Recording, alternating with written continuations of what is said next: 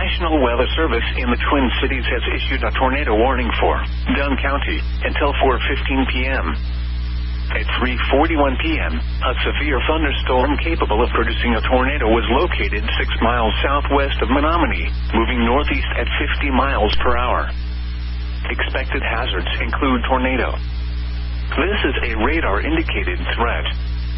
The following impacts are expected. Flying debris will be dangerous to those caught without shelter. Mobile homes will be damaged or destroyed. Damage to roofs, windows, and vehicles will occur. Tree damage is likely. Locations impacted include Menominee, Boyceville, Knapp, Wheeler, Ridgeland, Tater Lake, Cedar Falls, and Menominee Airport.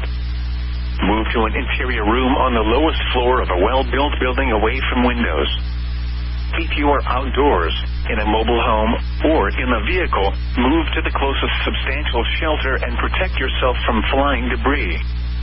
Repeating, a tornado warning has been issued until 4:15 p.m. for the following county: Dunn, Wisconsin,